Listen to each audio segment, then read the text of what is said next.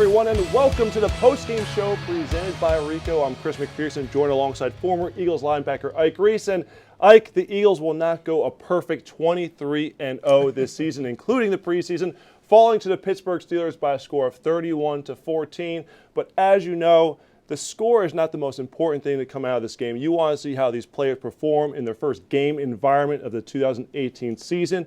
And from a big picture perspective, what was your biggest takeaway tonight? Well, let me start with the number one thing coaches think about when they think about preseason games: getting the guys out of the game healthy as possible. So we didn't have any injuries tonight. That's certainly a good thing.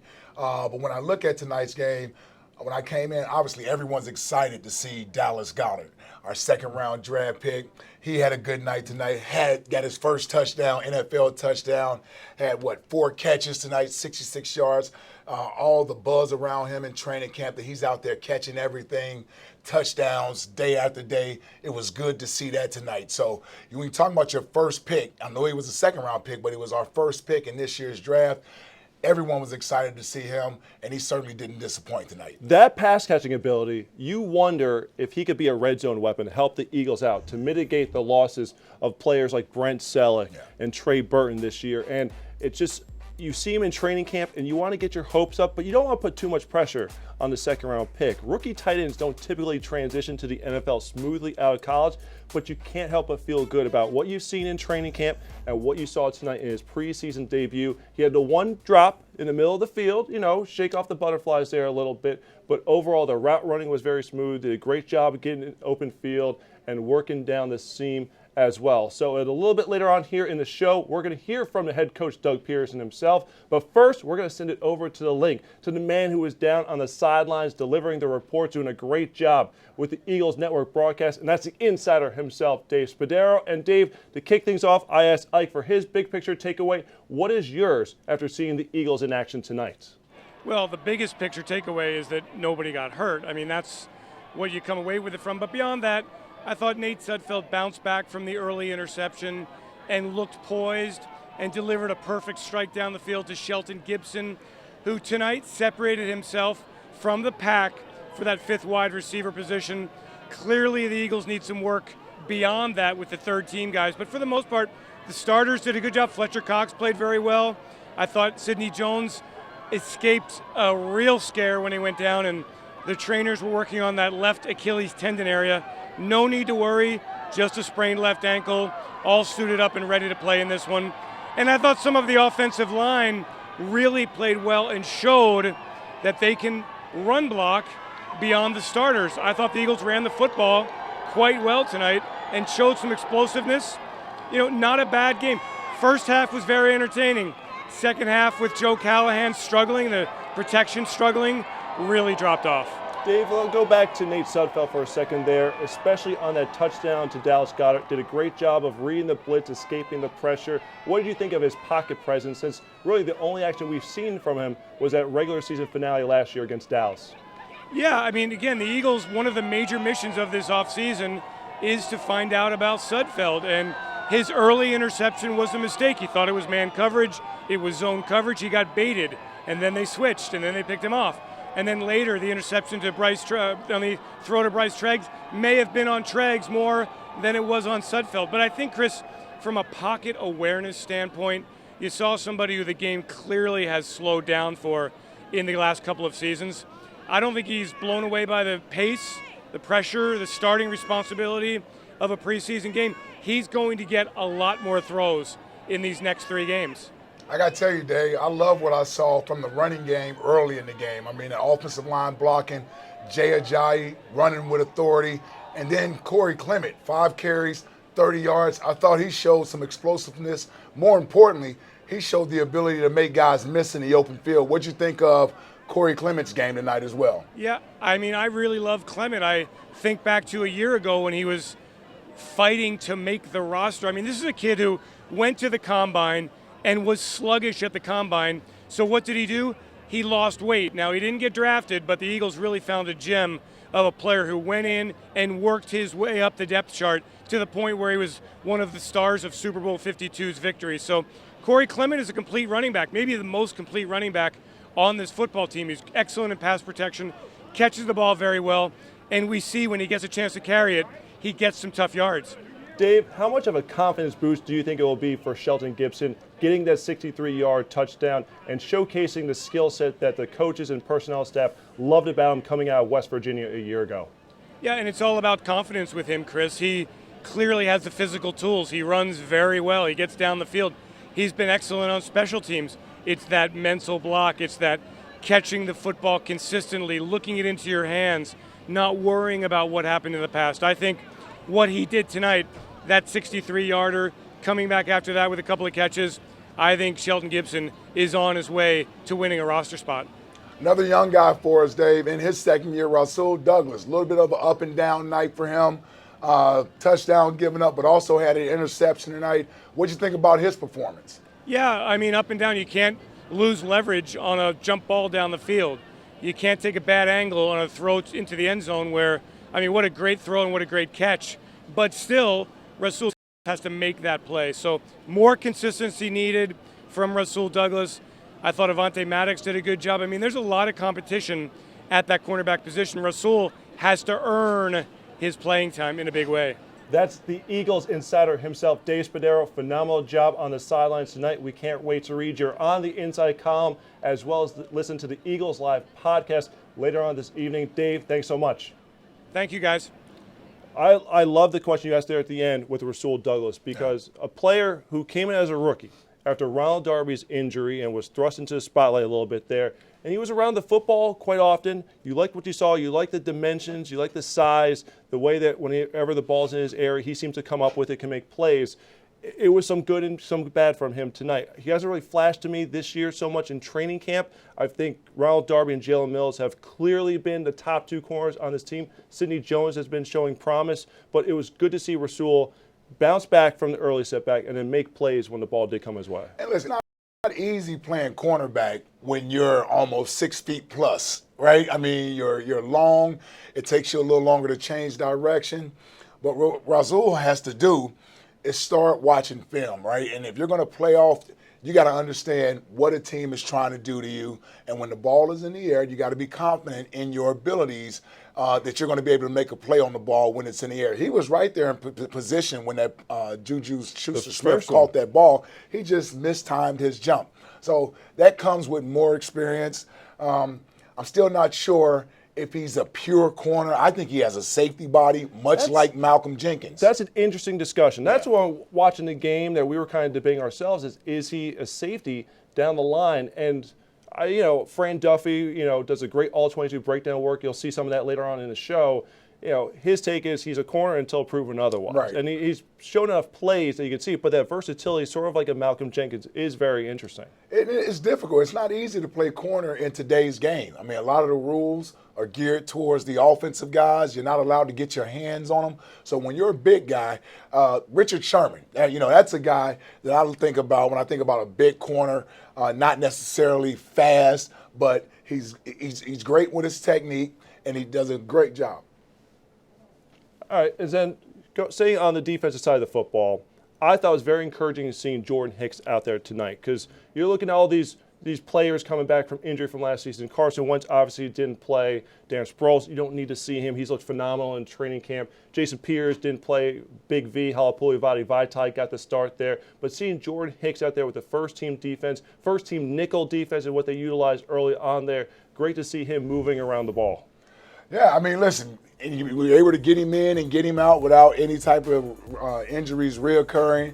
And he's going to be a big part of what they do moving forward this year. I mean, if this defense is going to play at the level they played at last year, number 58 is going to have to be out there and make plays. You want them to go to a higher level, in fact, this year. Yeah. And then you focus back on the defense, that defensive line. Fletcher Cox, he said it back in the spring. He wants to be the defensive player of the year, and he came out on a mission with a sack on the opening drive. He had another pressure where he forced a short pass, just wreaking havoc right off the jump. It's almost like everybody talks about some of the other top defensive linemen in the league, and then Fletcher probably feels like, to some extent, his name's getting kind of lost in the crowd almost. And it shouldn't, because he is certainly one of the 5 best defensive tackles, if not a top 2. I mean, I would certainly put him right behind Aaron Donald. You got to give Aaron Donald his props. He's been Defensive Player of the Year.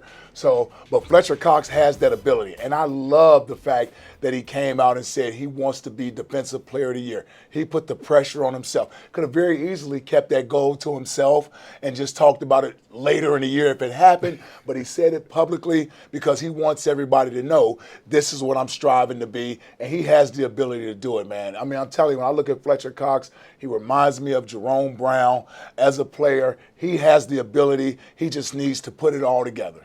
You know, speaking of, we'll go a little throwback there. You mentioned Jerome Brown. Your thoughts on the Hall of Fame announcement from Chairman and CEO Jeffrey Lurie this evening that Seth Joyner and Clyde Simmons will comprise the Eagles Hall of Fame class of 2018. Well-deserved for both players. Probably a little overdue for Seth Joyner. No, listen, I was so happy to hear that those were the guys that were going to go in this year. You know, Clyde Simmons, Seth Joyner, they helped carry on the tradition of the gang green defense from this organization. When I played back here from 98 to 2005, you know, the defense that we really tried to live up to standard-wise was Buddy Ryan's defenses and all those great players. And these two guys, along with Reggie, Jerome, Eric Allen, guys that are already in the Eagles Hall of Fame, these guys belong in there as well. And as far as Seth Joyner is concerned, Seth Joyner belongs in Canton as far as I'm concerned. When you look at the way he played the linebacker position,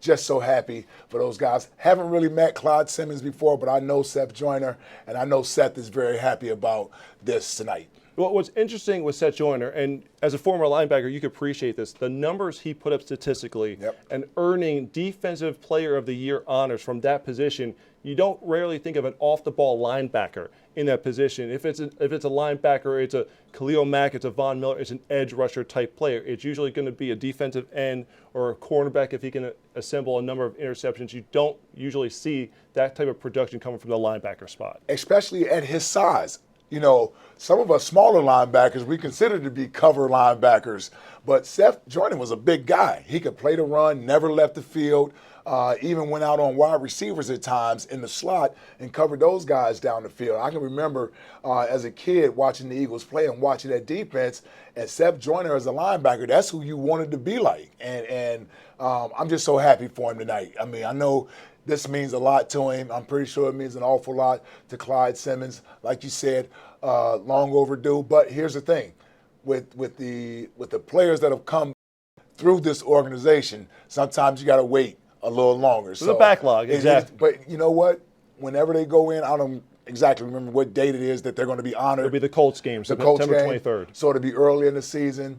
I'm pretty sure he and their families are going to be excited that night. Truly a big honor. I would love to have Seth and Clyde line up for the Eagles that day, going against Andrew Luck, helping out the Eagles a little bit there.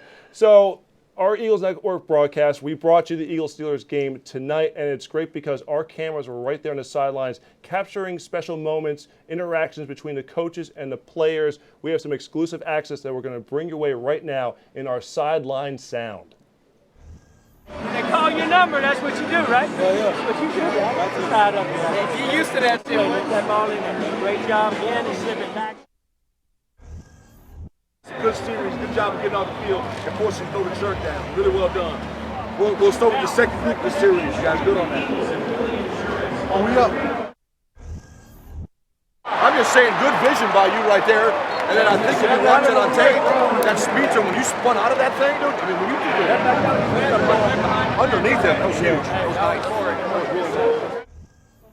I love the fact you see Gunter Brewer there working with Shelton Gibson. Brewer has worked with some tremendous wide receivers in his career. Randy Moss, Des Bryant, and just Justin Blackman come to mind right off the bat. And, you know, he has some young talent to mold here. And you look at the wide receiver position, the first four guys are pretty set. Nelson Aguilar, to me, for my money, has been the best wide receiver in training camp for the Eagles.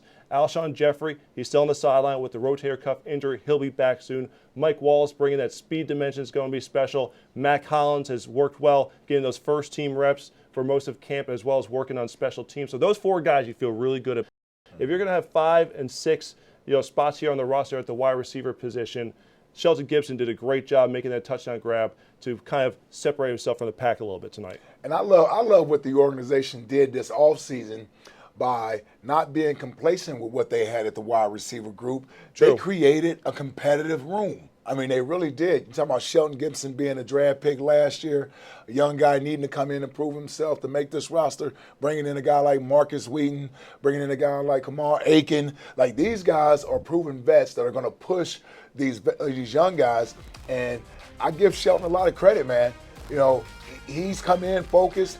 He certainly seems a lot more sure of himself this year. And coming out of West Virginia in that offense, not running a whole lot of timing routes, things of that nature. It takes time for them to get adjusted to the NFL level. But he has a year under his belt, and more importantly, his confidence seems to be high coming into this season, and he's going to need it to be that way in order to make this team. Like you said, it's a deep position at that wide receiver group, and he's going to make his bones, not necessarily as a wide receiver. He's going to have to make his bones as a special teams player. That's the thing. That's the thing that we're not going to probably be overly focusing on. Yeah. Special teams is really going to make the difference, because how often are you going to need to go to that fifth receiver, sixth receiver, unless there's an injury that takes place? Of course, you want to save those spots for potential, but Gibson made his way late in the season on special teams. He was a very good gunner for this football team, played in the Super Bowl, so he got that experience, got that confidence. And I think Spuds hit the nail on the head with Gibson, is that the confidence is the biggest thing with him. He struggled catching the ball last year in training camp. He's worked to overcome that, and now making that type of play. That's a play that could really take him to the next level here, and that's what you hope to see. That's, you know, when you have Howie Roseman and Joe Douglas, they're probably thinking to it themselves, that's what we've been waiting to see. That's why we drafted him where we did. So, and they certainly saw his talent and his potential. And it's difficult for rookies to come in their first year and make an impact. And if they don't get off to a good start, they can get discouraged. And next thing you know, you lose a little bit of confidence. And so I think Shelton, middle of the year, he started to sort of feel comfortable being here in the NFL. And he's saying to himself, I got to find a way to get on the field. You talked about him contributing on special teams late in the year, even in the Super Bowl. But this year he knows he has to show that he can be a receiver as well if called upon. Because like you said, injuries happen, and you don't know when you're going to be called upon. Exactly. The one starter position on this team that still kind of undetermined right now is the weak side linebacker spots. Of course, having you a former linebacker is great for this discussion. First team unit, we saw the nickel defense, so we didn't get to see the base package. Nathan Gary's been the guy working with that crew pretty much, I wouldn't say for the entirety of training camp, but especially the last week and a half or so. He's been the guy right there. But to me, the standout play, now obviously the coach will have to break down the film and they're going to want to look for consistency, but the standout play to me came from grugier-hill, where there was the pitch right by the goal line, and grugier-hill came up, read the play perfectly, and made the tackle in the open field, showcasing that athleticism. He's a tremendously athletic linebacker, brings good size there as well as coverage ability. To me, that was a standout play. From down to down, not quite sure about the consistency, but it was nice to see him make that push here as he tries to win that starting job. Yeah, you know, Camus is one of my favorite players, man. Listen, he reminds me of myself. A little faster than I was. I can admit that. Yeah. And I couldn't kick off either. Remember you had to kick off last year? I certainly couldn't kick off if they called on me to do it. But I'm pulling for Camus to get that spot because I know how he's made his bones in this league as a special teams player, and you also want to sort of get an opportunity to show that you can be out there on the field on regular downs. And I know in this defense, we play primarily two linebacker defenses, Correct. you know, because we play a lot of nickel or we play a lot of dime, but there are going to be times where they need three linebackers out there, and so you want to be the guy that they rely upon to come off that bench and be that guy. So it's a nice competition. Doesn't seem like anybody has sort of grabbed a hold of it. It seems as if Jim Schwartz wants to figure out who's going to grab it and be consistent, and that's what it is with young players. Even with Nathan Gary, you got to be consistent out there, and if the coach doesn't feel comfortable putting you out there in a high impact situation, you know, that could possibly win or lose you the game, he's not going to put you out there on the field. Camus has the experience. I'm a little surprised that Corey Nelson hadn't really shown a little bit more. But it's just the first game. It's still early in camp. They still got a couple games left to go. That's a position battle that I think is going to play itself out through the entire preseason. Certainly. Before the coaches feel real comfortable with going with someone. That's the thing. It's just the first preseason game. We're all going to be obsessed over what's the depth chart going to be next week. What's the first team defense going to look like come this Saturday? But it's not so much as for a short-term battle. It's going to be throughout the entirety of the preseason here as they try to figure out who's going to be the best fit for that starter on the weak side spot. For Gary, for me, in my money though, he's really smart, brings the intellect to the position. Nigel Bradham has raved about how quickly he picked up the defense, understands the defense. Remember, Gary was a safety at Nebraska, converted to linebacker last year, has learned all 3 linebacker positions, so has put himself in the best position possible. And in the offseason, he was the competition champion amongst all the players on the Eagles roster. He's got the WWE-style belt hanging in the locker to celebrate it. So Nate Gary has done a phenomenal job of putting himself in position to win the job, and to me, that's why he's been the guy there so far through training camp. It'll be interesting to see what the coaches think of the preseason game performance and if anything changes on that front. Let me tell you, coaches love players like Nate Gary, guys that can play multiple positions. They're able to soak up all the information. I mean, that's how I was able to stay in this league for 9 years. It wasn't going to be just learning one position. No. You'd better learn multiple positions, and you'd better be out there on all 4 phases of special teams. And like you said, this guy played safety in college, and he's been able to put on a few extra pounds and go down and play linebacker at this level. And he's been able to absorb the defense, the schemes, the run blocking schemes that you need to have, as well as like the passing defense is going to be a natural to him because playing the safety position, he's used to seeing the entire formation and understanding passing route concepts and things of that nature. His biggest question is going to be whether or not he can hold up in that box against the run, and whether or not he can be physical against the run. But in today's game, where they go to a lot of 3 receiver sets, if something were to happen, like with Nigel Bradham being out the first game, well, you're going to need somebody to play next to Jordan Hicks. That's the truth. You're going to need somebody to play next to Jordan Hicks. That further complicates the question. And a guy like Nate Gary, he's one of these multi players that the coaches love because they know they can put him anywhere.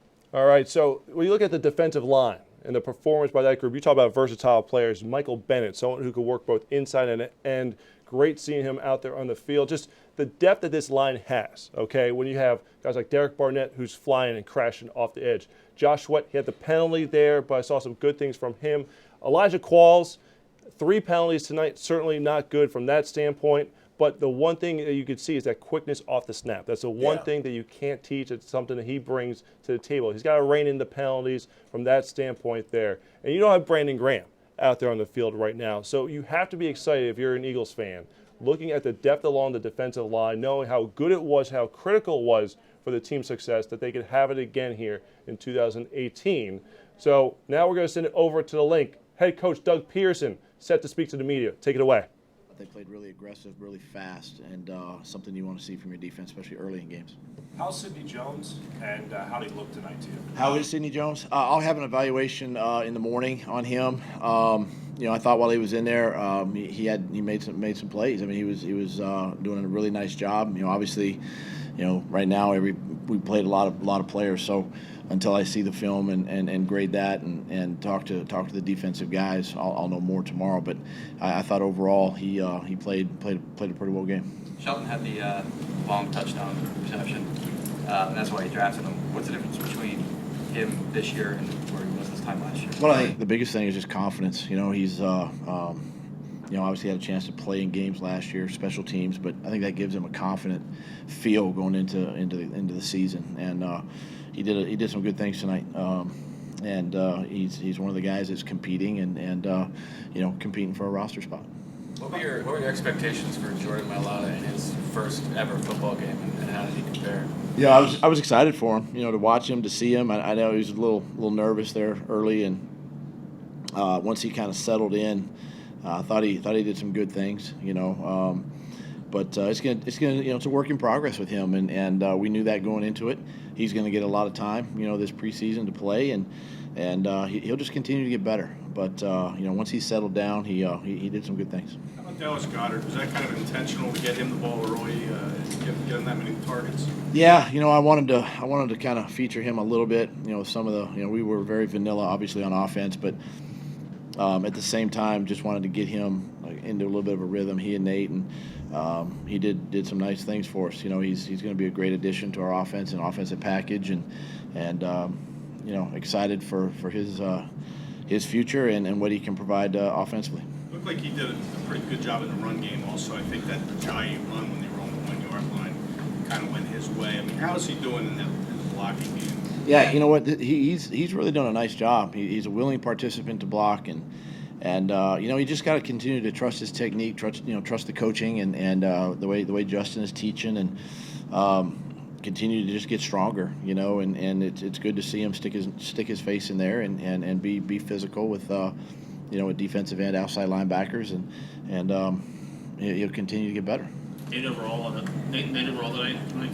Say that again. Nate Sudfeld overall, how did you feel about it tonight? Yeah, you know, I think overall played pretty well. You know, obviously the 2 turnovers are critical, but those are things that are all correctable and they're teachable moments, and you know, I can do a better job teaching the route and teaching the progression and all that and helping him there. But I thought once he settled down into the game, made some really nice throws. You know, down the field. I believe one to Bryce and one to Dallas, but. You know, after he settled in and had the 1 interception, came back and we got the touchdown after that, and the 2-point conversion, and I thought overall, you know, not too bad for the first time out. You mentioned a while back about getting, you know, you had Jay Ajayi as camp now for the first time, supposed in the middle of the season. So his first run is 22 yards, and that to be deep in your end zone. He's seeing his progression now in this offense. With the training camp now, getting some more and more progressive there. Yeah, you know, he's really comfortable with what we're doing, and you know, he's just such a tough downhill hard runner, and you know, I'm excited for him and how he can really help us in the run game, and you know, we just continue to work. You know, in the run game, there's a lot of timing and execution that happens with the guys up front and the blocking, and they did I thought the first offensive line played well too early in this game, and which allowed him to make some of those runs, and he broke the a couple tackles actually on the one run, and it just continued to get comfortable with everything that we're doing. So staying on the backs, what kept Pumphrey out, and what did Josh Adams show you with the extended reps? Yeah, earlier in the week, Josh had a lower body. Pumphrey had a lower body injury, so we just held him out of this game.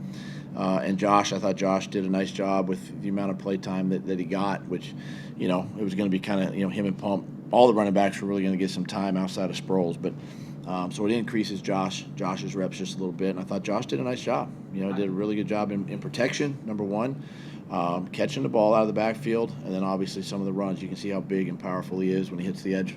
Isaac has had some issues with the snaps throughout camp.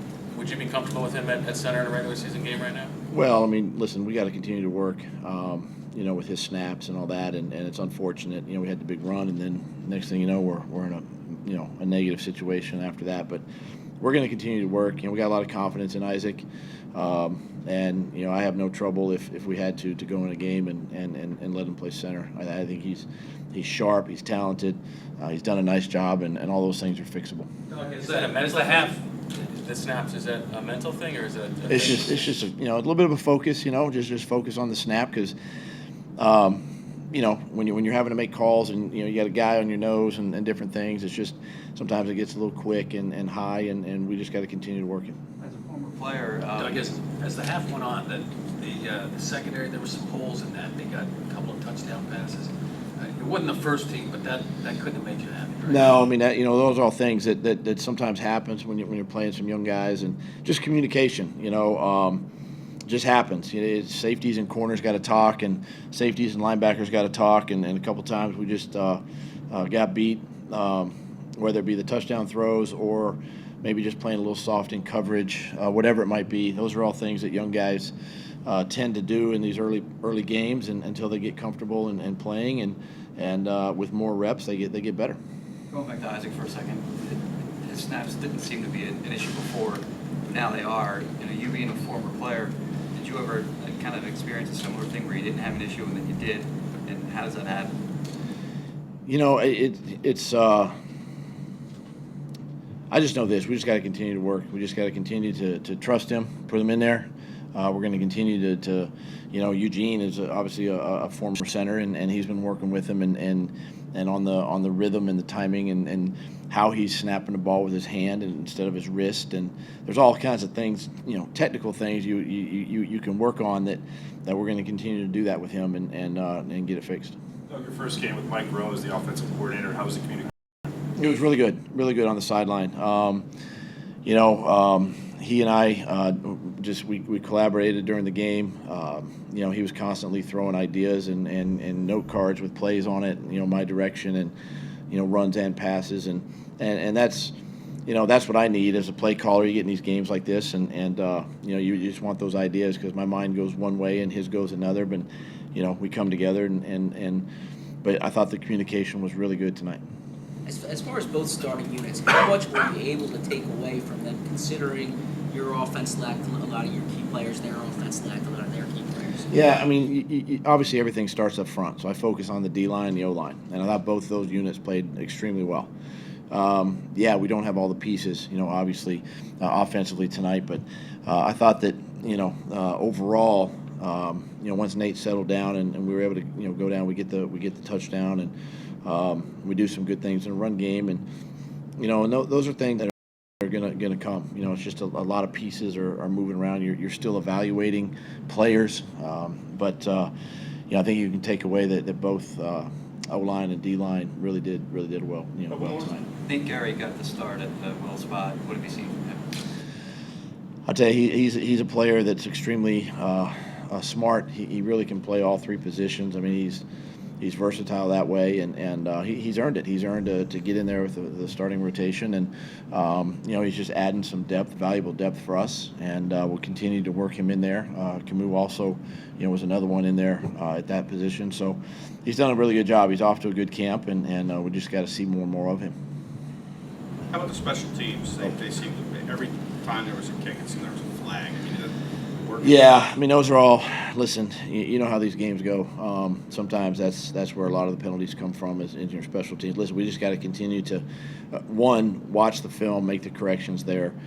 You're playing a ton of guys, but again, that's no excuse for the penalties. It's all about focus, detail, moving your feet, and we just gotta just kind of get back to work and make the corrections, fix it, show the guys the error on the penalty, and try to eliminate it for next week. How do you feel about what you saw from Cameron Justin? Wow, I thought overall pretty decent job. For the first time, he had of course 80 yards, 81-yard punt that was extremely high and far, and that's what he can do. He's got a lot of leg talent, and we just continue to work and work with him, but I thought overall did a nice job for his first time out. Okay, thanks guys. All right, there's head coach Doug Pearson addressing the media following the Eagles' loss tonight to the Pittsburgh Steelers. A couple takeaways from there. Offensive and defensive lines overall looking good. And from what you've seen from last season with the depth, the acquisitions they made in the offseason and training camp, no surprise there whatsoever, Ike. Yeah, I mean, I tell you what, the offensive and defensive lines played, I think, surprisingly well for it being the first preseason game. Like, it's only so much you can take out of the first preseason game. You're going to get a lot of new faces out there. You don't necessarily have all your starters out there, so you're getting guys working with players that they haven't necessarily worked with in practice throughout the week, because you're not going to have a Jason Peters out there, So, but I thought Doug, he touched on the penalties. Penalties are always a focus for coaches in the preseason, right? So they want to make sure you clean up all those mistakes, not have a sloppy game. I thought tonight was a baseline for them. So what you do is you take this game and you look at the film, you make the corrections, and hopefully after next week's game, you show improvement, right? You got to have somewhere to start. You got to get a baseline of what to look at, and then after they play New England next week, when you compare the film with each other, that's when the coaches will be able to see whether or not certain players have improved from one week to the next. What did you think of the enforcement of the helmet rule, or the point of emphasis with the helmet rule this year? For the first game, the Hall of Fame game last week, I thought it was a couple of questionable calls in there. And tonight, there was a play early in the game with Cory Clement where he caught the ball in the flats, and I thought the linebacker came up and did exactly what the officials are supposed to be focusing on. He lowered his head right into Cory's chest. There's no flag.